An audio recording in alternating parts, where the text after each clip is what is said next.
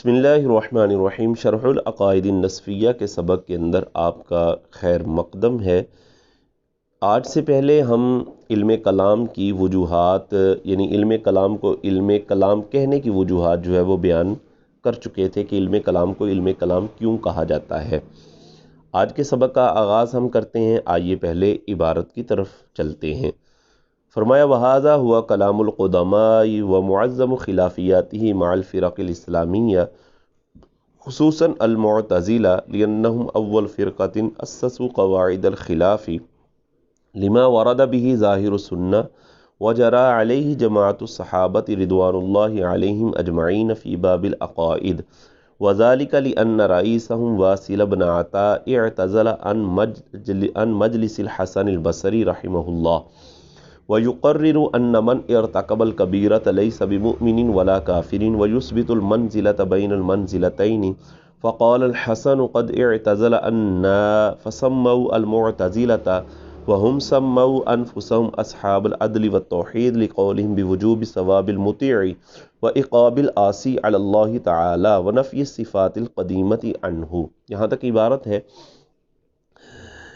اس عبارت کا ترجمہ اور مفہوم بیان کرنے سے پہلے میں یہ عرض کرتا چلوں کہ علم کلام کو علم کلام کہنے کی جو 8ویں اور آخری وجہ ہم نے بیان کی تھی گزشتہ سبق کے اندر، وہ کچھ یوں تھی کہ لِأَنَّهُ لِإِبْتِنَائِهِ عَلَى الْأَدِلَّةِ الْقَطْعِيَّةِ الْمُؤَيَّدِ أَكْثَرُهَا بِالْأَدِلَّةِ السَّمْعِيَّةِ، کہ علم کلام کو علم کلام کہنے کی وجہ یہ بھی ہے کہ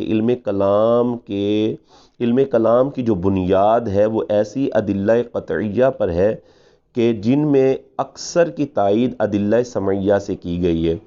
یعنی علم کلام کو علم کلام اس لیے کہا جاتا ہے کہ اس کی بنیاد ادلہ قطعیہ پر رکھی گئی ہے، اور ادلہ قطعیہ میں سے اکثر وہ جن کی تائید ادلہ سمعیہ سے کی گئی ہے۔ ادلہ سمعیہ سے مراد قرآن و حدیث اور اجماع ہے۔ تو یہ وہ علم کلام کے جس کی بنیاد ادلہ قطعیہ پر رکھی گئی تھی، شارح فرماتے ہیں یہ وہ علم کلام ہے۔ ھذا ہوا کلام القدماء، یہ قدماء کا علم کلام ہے، متقدمین کا علم کلام ہے، کہ متقدمین کے علم کلام کے اندر بالکل بھی فلسفے کی آمیزش نہیں تھی، فلسفہ نہیں تھا، صرف اور صرف ادلہ قطعیہ ادلہ سمعیہ تھی۔ لیکن بعد میں جو ہے وہ اتنا فلسفہ علم کلام کے اندر شامل ہوا ہے، اتنا علم کلام کے اندر شامل ہوا ہے کہ علماء فرماتے ہیں کہ اگر علم کلام کے اندر قرآن و حدیث وغیرہ کی نصوص کا ذکر نہ ہو تو ایسے لگے جیسے یہ علم کلام نہیں بلکہ علم فلسفہ ہے، اتنا فلسفہ جو ہے وہ شامل ہو گیا۔ بہرحال جو قدماء کا علم کلام تھا اس میں فلسفے کی آمیزش نہیں تھی، فلسفہ نہیں تھا۔ اچھا، یہ بات یہاں تک ہوئی۔ آگے فرماتے ہیں وَمُعَظَّمُ خِلَافِيَاتِهِ مَعَ الْفِرَقِ الْإِسْلَامِيَّةِ خصوصاً الْمُعْتَزِلَةِ، کہ علم کلام کے اختلافات کا ایک بہت بڑا حصہ، یعنی بہت زیادہ جو اختلافات تھے وہ مع الفرق الاسلامیہ، وہ اسلامی فرقوں کے ساتھ تھے، یعنی ایسے لوگوں کے ساتھ اختلافات تھے جو اپنے آپ کو مسلمان کہتے تھے اور کتاب و سنت سے استدلال کرتے تھے۔ اب جیسا کہ حدیث پاک میں واضح طور پر بیان ہے، نبی پاک علیہ الصلوۃ والسلام نے ارشاد فرمایا میری امت 73 فرقوں میں بڑھ جائے گی، اور ارشاد فرمایا سارے ہی جہنم میں ہوں گے سوائے الا ملت واحدہ، سوائے ایک فرقے کے، سوائے ایک ملت کے۔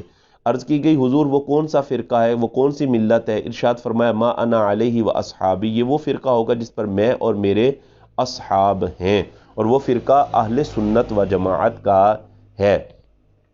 گزشتہ سبق کے اندر میں اس بات کو بھی بیان کر چکا کہ اسلامی فرقوں کی جو تعداد ہے وہ کس طرح ہوگی، اس کی تفصیل کیا ہے۔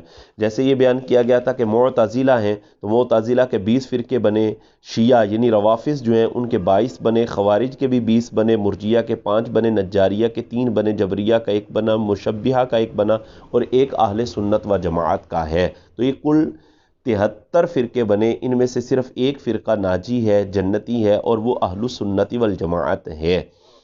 بہرحال علم کلام میں جو زیادہ تر اختلافات ہوئے ہیں، زیادہ تر اختلاف ہوا وہ ان لوگوں کے ساتھ ہوا جو اپنے آپ کو مسلمان کہتے اور کتاب و سنت سے استدلال کرتے تھے، اور کہتے خصوصاً المعتزلہ، بالخصوص جو معتزلہ فرقہ ہے ان کے ساتھ تو بہت زیادہ اختلاف ہوا ہے۔ کیوں؟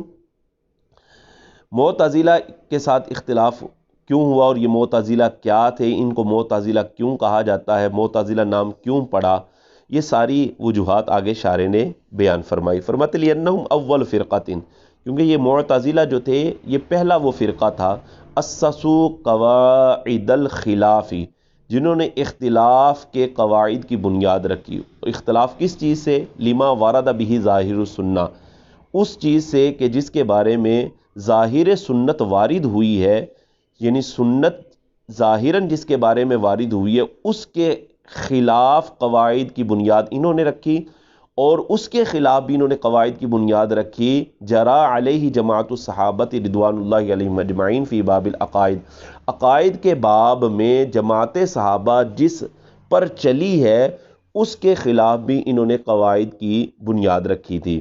یعنی اب اس کا مفہوم یہ ہوگا کہ یہ وہ فرقہ ہے کہ جنہوں نے لما ورد بہ ظاہر السنہ کے خلاف، اور اس کے خلاف کہ جس پر جماعت صحابہ چلی ہے عقائد کے باب میں، اس کے خلاف قواعد کی بنیاد رکھنے والا یہ پہلا فرقہ تھا۔ تو یہ پہلا فرقہ ہے کہ جس نے ایسے سمجھ لے کہ اختلافات کی بنیاد ڈالی ہے عقائد کے باب میں۔ اچھا، پھر یہ جو اختلاف ہوا یہ کیسے ہوا، یہ ذالکہ کے ساتھ جو ہے وہ شارح یہ بیان کریں گے، اور یہاں سے یہ بھی بتائیں گے کہ معتزلہ نام ان کا کیوں پڑا ہے۔ فرماتے وذالک، اور یہ جو اختلاف انہوں نے کیا ہے وہ اس لیے کہ لأن رئیسہم واصل بن عطا، کیونکہ ان کا جو رئیس تھا، ان کا جو سردار تھا واصل بن عطا، یہ واصل بن عطا جو ہے حضرت امام حسن بصری رضی اللہ تعالیٰ عنہ کا شاگرد بھی تھا، اور حضرت امام حسن بصری رضی اللہ تعالیٰ عنہ کی مجلس میں آ کر بیٹھنے والا بھی تھا۔ اس کی سن ولادت جو ہے وہ 80 سن ہجری ہے، اور سن وفات 131 سن ہجری ہے، اور کنیت اس کی ابو حذیفہ ہے۔ یہ واصل بن عطا جو ہے وہ حضرت امام حسن بصری رضی اللہ تعالیٰ مشہور تابعی ہیں، جن کی ولادت جو ہے وہ سن 21 سن ہجری کی ہے، اور یہ حضرت امام حسن بصری رضی اللہ تعالیٰ عنہ کا جو وصال ہے وہ 110 سن ہجری کا ہے۔ اور یہ وہ حضرت امام حسن بصری ہیں جنہوں نے حضرت ام سلمہ رضی اللہ تعالیٰ عنہ کا دودھ بھی پیا ہے۔ وہ ام سلمہ رضی اللہ تعالیٰ عنہ جو امہات المومنین میں سے ہیں۔ تو حضرت امام حسن بصری رضی اللہ تعالیٰ عنہ کی مجلس میں آ کر بیٹھا کرتا تھا۔ واقعہ کچھ یوں ہوا کہ حضرت امام حسن بصری رضی اللہ تعالیٰ عنہ کی مجلس میں کسی شخص نے کھڑے ہو کر سوال کیا یا اعتراض کیا، اور پوچھا یہ کہ گناہ کبیرہ کا ارتکاب کرنے والا کافر ہے یا مسلمان ہے۔ ابھی حضرت امام حسن بصری رضی اللہ تعالیٰ عنہ نے جواب نہیں تھا دیا کہ واصل بن عطا کھڑا ہو گیا، اور واصل بن عطا نے کھڑے ہو کر یہ جواب دیا کہ جو گناہ کبیرہ کا ارتکاب کرنے والا ہے نہ وہ مومن ہے نہ وہ کافر ہے۔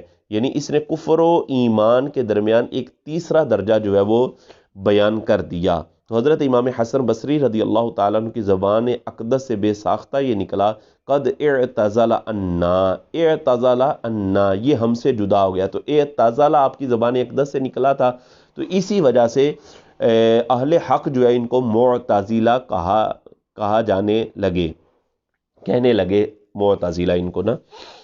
اچھا، اسی بات کو شارح نے کچھ یوں بیان کیا، وذالکہ سے ایک تو معتزلہ نام کیوں پڑا یہ بیان کرنے لگے۔ فرماتے ہیں اس لیے کہ لأن رئیسہم واصل بن عطا، ان کا جو سردار تھا واصل بن عطا، اعتزل، یہ جدا ہو گیا، ان مجلس الحسن البصری رحمہ اللہ، حضرت امام حسن بصری رضی اللہ تعالی عنہ کی مجلس سے۔ اور الگ ہونے کی وجہ کیا بنی تھی؟ یقررو سے شارح جو ہے الگ ہونے کی وجہ بیان فرماتے ہیں۔ فرماتے ہیں یقررو ان من ارتکب الکبیرہ تھا، یہ ثابت کرتا تھا یا اس نے ثابت کیا کہ ان من ارتکب الکبیرہ، کہ جس نے کبیرہ گناہ کا ارتکاب کیا ہے، لیس بمؤمنین، وہ مومن نہیں ہے، ولا کافرین، اور نہ وہ کافر ہے۔ مومن کیوں نہیں ہے؟ کہتا ہے کہ اس لیے کہ اس نے گناہ کبیرہ کیا ہے، گناہ کبیرہ کرنے کے بعد اس نے اللہ تبارک و تعالیٰ کی نافرمانی کی ہے، اور نافرمانی کرنے والا شخص اللہ تبارک و تعالیٰ کی نافرمانی کرنے والا شخص مومن نہیں ہے، یعنی نافرمان جو ہو گیا۔ اور کافر اس لیے نہیں ہے کہ اس کے دل کے اندر تصدیق ہے، دل کے اندر تصدیق ہونے کی وجہ سے وہ کافر بھی نہیں ہوا۔ تو اس نے یہ نظریہ اپنا لیا، کہتا ہے کہ گناہ کبیرہ کرنے والا شخص نہ وہ مومن ہے نہ وہ کافر ہے۔ وَيُثْبِتُ، اور یہ ثابت کرتا تھا، المنزلۃ بین المنزلتین، یثبت اثبت، یثبت ثابت کرنا۔ تو یہ ثابت کرتا تھا المنزلۃ بین المنزلتین، دو درجوں کے درمیان ایک تیسرے درجے کو. منزلتین سے مراد یعنی کفر و ایمان، کفر و ایمان کے درمیان یہ ایک تیسرا درجہ قائم کرتا تھا جس کو وہ کہتے تھے لا مومن ولا کافر، یعنی نہ وہ مومن ہے نہ وہ کافر ہے.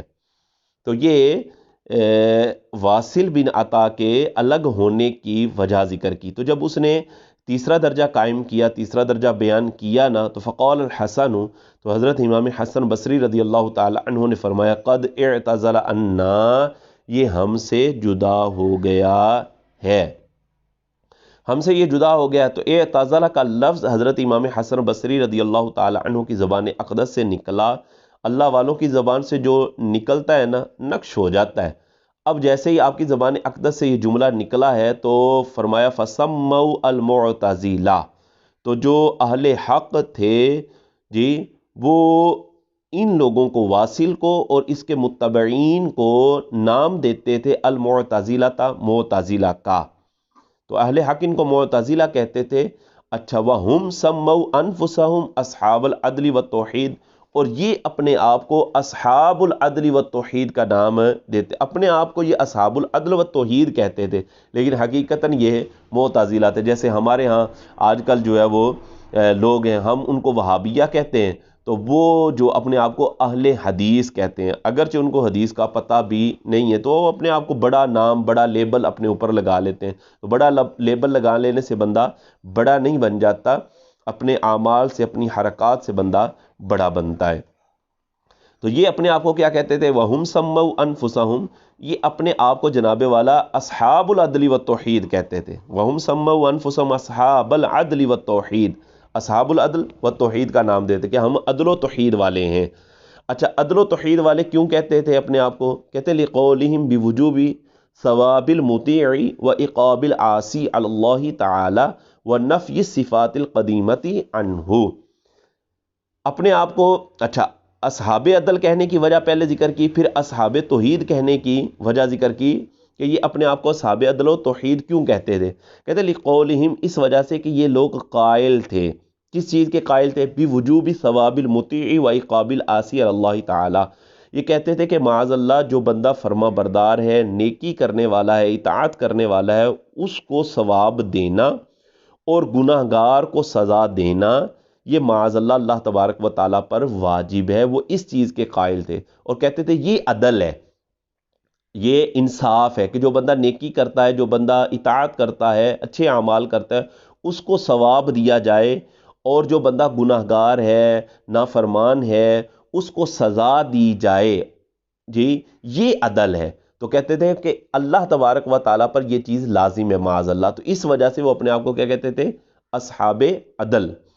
تو اصحاب عدل کہنے کی یہ وجہ ہوئی کہ اس چیز کے وہ قائل تھے کہ بوجوب ثواب المطیع، اطاعت کرنے والے کو ثواب، و عقاب العاصی، اور گناہ گار کو سزا دینا، بوجوب، یہ واجب ہے، اللہ تعالی، اللہ تبارک و تعالیٰ پر. اس چیز کے وہ قائل تھے.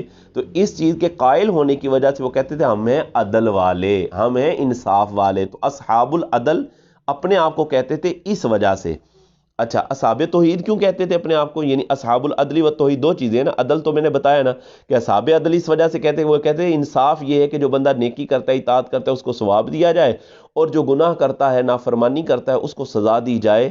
انصاف یہ ہے. تو اس وجہ سے اپنے آپ کو اصحاب العدل تو کہہ دیا. اب اصحاب العدل و توحید، تو اصحاب توحید کیوں کہتے تھے اپنے آپ کو؟ وہ اس لیے کہتے تھے وہ نفی صفات القدیمۃ عنہ، کہ وہ اللہ تبارک و تعالیٰ سے صفات قدیمہ کی نفی کے بھی قائل تھے. نفی، اس کا عطف جو ہے وہ وجوبی پہ جائے گا، یعنی بھی نفی صفات القدیمۃ عنہ. عنہ کی ضمیر اللہ رب العزت کی طرف یا اس میں جلالت کی طرف راجع ہے. وہ اللہ تبارک و تعالیٰ سے صفات قدیمہ کی نفی کرتے تھے، اور وہ کہتے تھے کہ اگر اللہ تبارک و تعالیٰ کی صفات کو مان لیا جائے تو ظاہر ہے اس کی صفات بھی قدیم ہوں گی، جیسے اللہ کی ذات قدیم ہے، اور جیسے کہ ہمارا بھی یہی نظریہ ہے کہ اللہ تبارک و تعالیٰ کی جس طرح ذات قدیم ہے، اسی طرح اس کی ساری صفات ذاتیہ جو ہے وہ بھی قدیم ہیں، ازلی ہیں، ابدی ہیں. تو وہ معتزلہ کیا کہتے تھے؟ معتزلہ کہتے تھے کہ اللہ تبارک و تعالیٰ کی اگر صفات کو بھی مان لیا جائے تو اگر اس کی صفات کو مانا جائے گا تو صفات کو قدیم مانا جائے گا، تو اگر قدیم صفات کو بھی قدیم مان لیا جائے تو اس سے تعدد قدماء لازم آئے گا جو کہ توحید کے خلاف ہے۔ تو اس وجہ سے وہ اللہ تبارک و تعالیٰ کی صفات کی نفی کرتے تھے، اللہ تبارک و تعالیٰ کی صفات کا انکار کر دیتے تھے، تاکہ وہ کہتے تھے تعدد قدماء لازم نہ آئے۔ تو تعدد قدماء کی نفی کرنے کے لیے وہ صفات کا انکار کر دیتے، تو صفات کا انکار کرنے کی وجہ سے وہ اپنے آپ کو کہتے تھے ہم توحید والے ہیں، توحید والے ہیں۔ تو یہ انہوں نے اپنا نام رکھا اصحاب العدل والتوحید۔ تو اصحاب العدل والتوحید کہنے کی وجہ لقولہم بوجوب ثواب المطیع و عقاب العاصی علی اللہ تعالی و نفی صفات القدیمۃ عنہ سے بیان کر دی گئی۔ جبکہ اللہ تبارک و تعالیٰ کی صفات کے حوالے سے جیسے ہم آگے بیان کریں گے، ہمارا نظریہ یہ ہے کہ اللہ تبارک و تعالیٰ کی ذات بھی قدیم ہے اور اس کی صفات بھی قدیم ہے، اور اس سے کوئی تعدد قدماء لازم نہیں آتا، کیونکہ آگے ہم ذکر کریں گے کہ اللہ کی جو صفات ہیں نہ اس کی ذات کا عین ہے نہ اس کی ذات کا غیر ہے۔ تفصیلی کلام انشاءاللہ اس پر ہوگا۔ تو آج کے سبق کے اندر پہلی بات تو ہم نے یہ بیان کی کہ قدماء کا جو علم کلام تھا اس میں فلسفے کی آمیزش نہیں تھی، وہ سارے کا سارا علم کلام جو ہے ادلہ قطعیہ ادلہ سمعیہ پر مبنی تھا۔